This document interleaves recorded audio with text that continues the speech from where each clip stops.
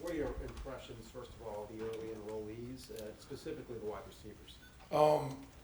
Well, first off, you're talking about the largest mid-year group that I've ever been involved with. So it's a lot of years and a lot of guys. So number one, from a size standpoint, it's pretty impressive. From a togetherness, like serious standpoint, like these guys are ready. Like they came mentally ready for what's coming. They came focused. They're into it. It's a really good group. We just had a meeting and everybody in our department talked about how well the freshmen were doing, just, taking care of their business. The wideouts, obviously you have those four guys, they're all different. You got Mookie, who's 195-pound boat-up guy that's kind of a quick guy. Then you got G, who's kind of like Austin Mackish. Then you got Julian, and then you got Jackson. So they're all different. They've been great. I love their work ethic. I love their focus so far. We've separated them just because it's such a big group. So we'll separate them all the way until the end of January, and then we'll start integrating them with the other guys. You mean separate as the wide receivers group? No, separate them as the mid-year freshman group. Oh, I see. Because they're on a different plan. Like their fitness levels aren't what the other guys are.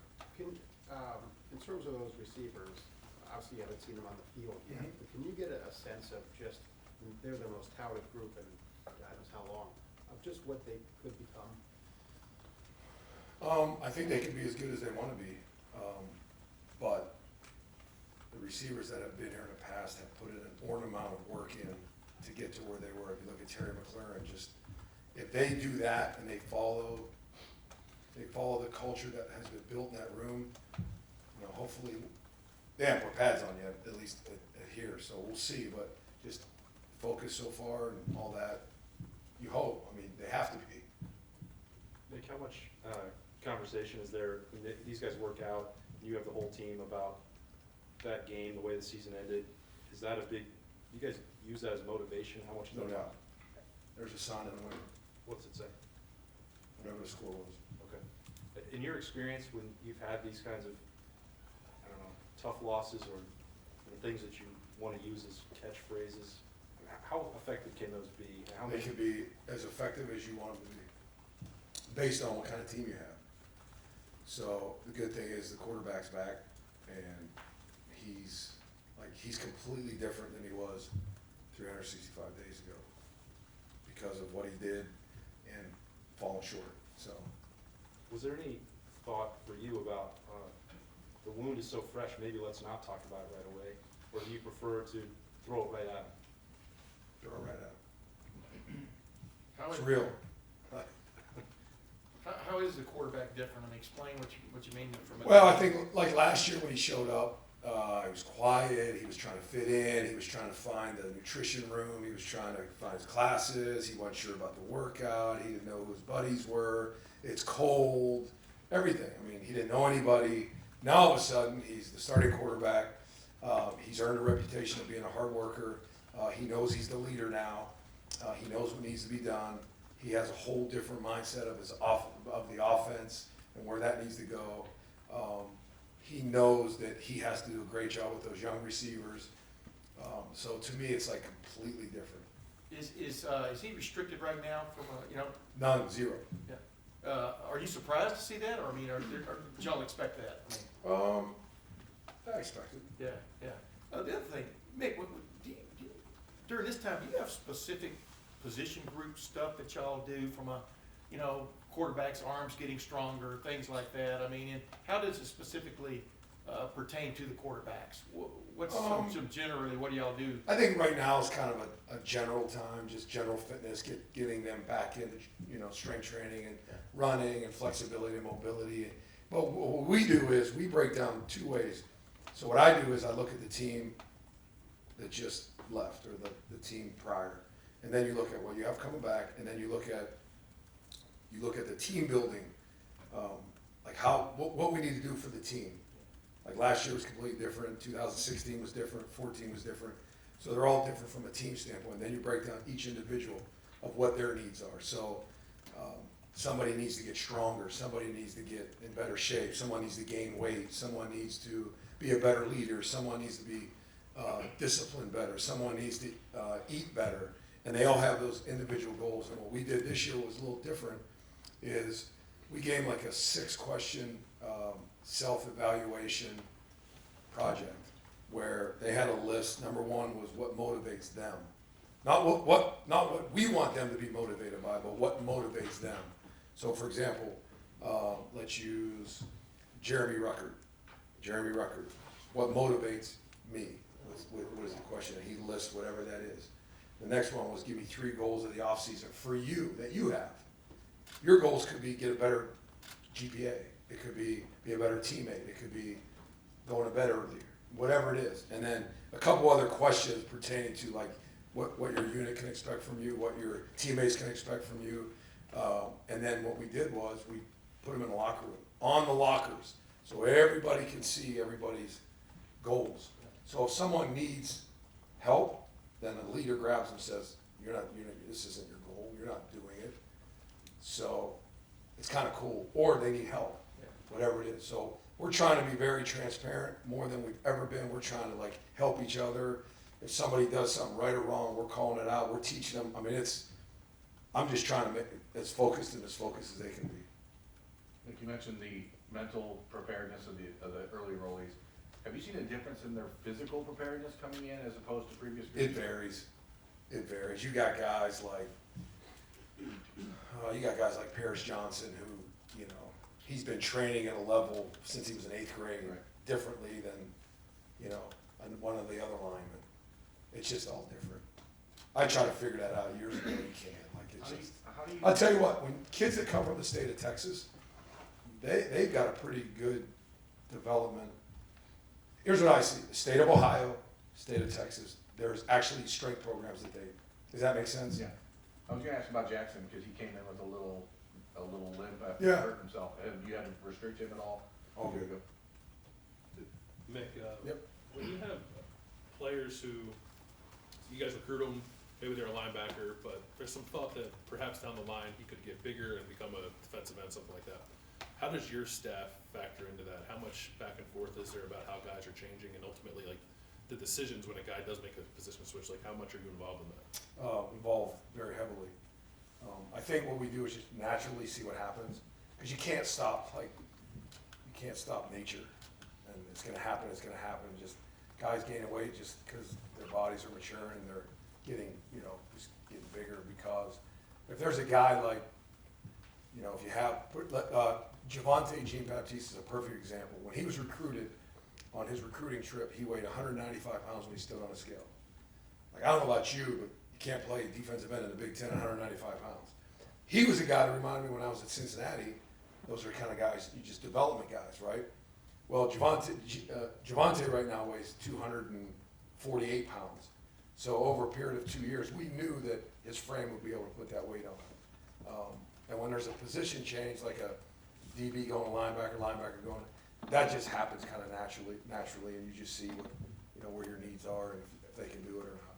Are you and the coaches usually on the same page with that, or are there times where you'll look at a guy and you'll see maybe because you have a better eye for it that's what's going to happen with that guy? Yeah, they lean on me a lot just from the experience, because I always had a player like, he reminds me of this guy. He reminds me of this guy. But sometimes they'll be like, well, we want to keep him outside, we want to keep him a guard, we want to keep him here, and then we work together and just make sure that the plan is on point of where we want him. How did it go with a guy like Cade Stover, for instance? I think he was recruited, most people thought he was a linebacker. Now it sounds like he's going to play defensive end. Like, was that, in your mind, the plan all along? Or Yeah, I mean, he's 6'4" or whatever. He's 225 pounds when he gets here. You could just see his bones and he's probably going to get big. But you never say they can't until you just let the season play out and, just see what happens. I'm curious, Coach, from a month-by-month standpoint, all the way to August 1st, what are the things that you guys are focusing on? As you mentioned a minute ago, what you're working on now. Obviously, you have a month in there where you have spring practice. Mhm. Just what are the things that you guys focus on a month-by-month? So that's a great question. So like right now in January, we've got, it's general training, but we got them in 3 groups. We have the developmental group, which would be like freshmen and sophomore guys that don't have a whole lot of reps that they played on the field. You have your advanced group, so your Josh Myers, Wyatt Davis, Jonathan Cooper, guys that have played a lot of ball here, so their bodies they've taken a lot of hits, so we gotta train them at a different pace. And then you got your new guys, which are your 15 mid-years. So they all have different needs, especially the first 3 weeks, and then we start integrating them. The month of February is kind of the month that, like, we hold our hat on around here. Like, that's when it's dark and it's early and it's hard and it's adverse and it's everything that you want out of it. Month of March, you got spring ball, but I call it perpetual development. From the time they walk in that door from the first day to the time they leave and go to play in a Senior Bowl, it's perpetual development. You're trying to get better every day you're in here, every month, every year as you go through. Mick, coaches always talk about your input, Urban and Ryan.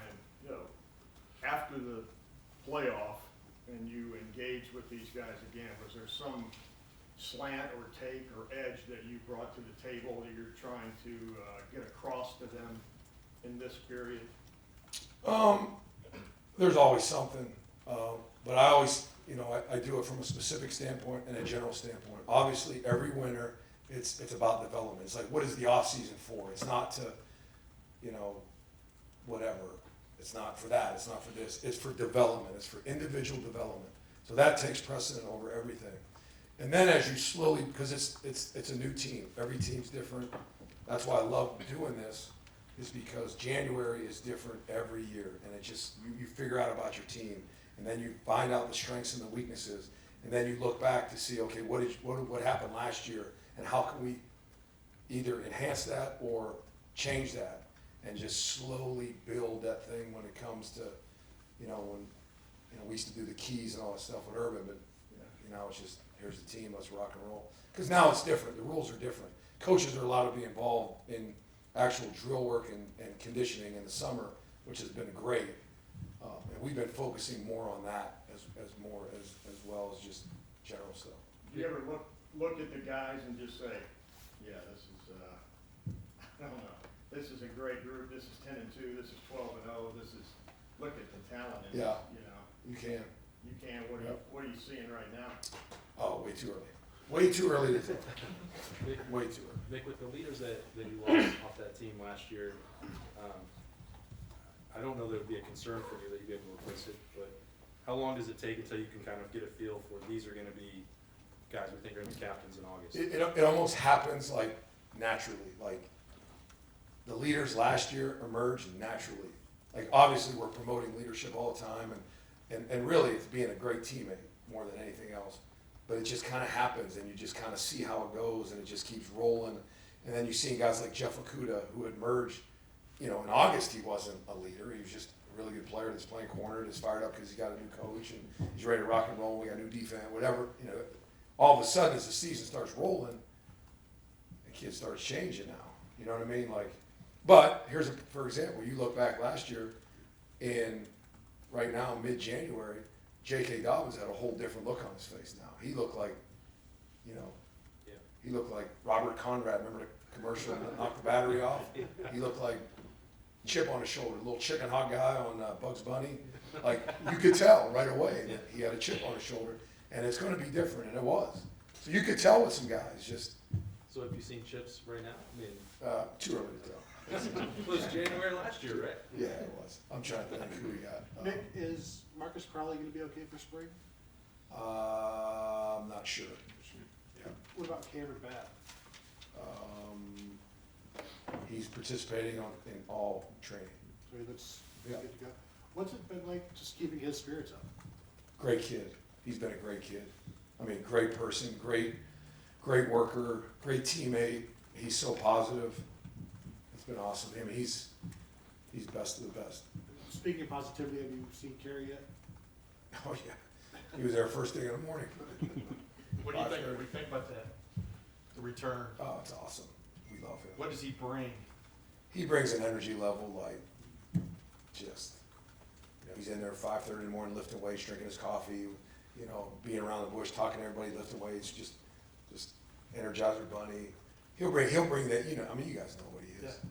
What do you think he'll bring though, having been in the league now? I mean, what does that do, you think, for? I think it does a lot. I think it does a lot for the experience level. I think it brings a lot for like, you know, I shouldn't say instant credibility, but a little bit more credibility because he's seen that side. Because most of these kids want to get to that level.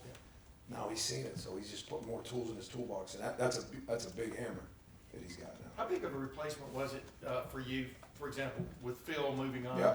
I mean, everybody looks at the coaching staff and they see where guys get replaced. Yeah. Don't pay as much attention sometimes to your staff and stuff. Yeah, well, one of my, I guess, philosophies are the guys that come work, at least in the weight room as an assistant strength coach, they have to have ambition to be a director or a head strength coach, or they won't continue to grow. I don't want someone just kind of hanging out. So they're always doing that, and part of my job is to help develop those guys, so when it's their time, when they're able to go, when they have that opportunity, they're ready to rock and roll. So we've had some go here and leave here and do a great job. Who have you placed him with? We haven't yet. Yeah. We're in the process. I mean, every year when the freshmen, the earlier boys come in, it's a shock to their system. They probably are told what's gonna happen, but until you experience it, you can't know. How has this group responded to that compared to others? And I wanna ask you also about the quarterbacks, the new quarterbacks. Yeah, they, I don't wanna say they're better because there's just more of them. It's like, I don't wanna say misery loves company, but, cause it's not awful, it's good, it's great, they're really fired up. I just think it's easier when a bigger group. When there's 3 guys, that's a bad deal. Like, there's only 3 guys, they can't, there's nowhere for them to go. But this big group, they're always together, they're always pushing each other, because in that big group, you have more of a chance to have positive leadership early on than you do if you have 3 guys. So guys that have positive leadership, like we have a meeting every January, and it's kind of it's my favorite day, my second favorite day of the year. First is mat drills, and it's this. More so than football games and championship games, it's the meeting, because now you have a new team, and you almost kind of hit restart. You hit Control Alt Delete, start over, blank sheet of paper, and you really map out what the next 7-8 weeks are going to be about, and how you can change, and how you can improve, and how you can enhance, and what you need to do to. And in that meeting, it's hard, like it's like an Academy Award winning, you know, deal for me. Like, it's the biggest thing ever. And the first time I've had 2 or 3 guys come up to me and say, "That was the best meeting I've ever heard. I can't wait to go." Most of the time, freshmen are like, "Oh, like, this is hard." So we had a couple guys right away. Julian Fleming and G. Scott, "That was the best meeting ever. I can't wait." And so we'll see in mid-February. I mean, Julian is obviously the top-rated recruit. What are your impressions of him so far? Obviously he's talented. So far, so good. And the quarterbacks, CJ and Jack. Yeah, they're good. They're once again, they're hungry. Like, you could see them being hungry and just trying, because they got to improve in some things physically. You could see them, you know, at least the vision of, I got to get there, Because you see Justin Fields, like, it's probably not fair to see a 6'3.5", 230-pound, like, athlete like Justin that loves to lift weights. So. I would imagine with help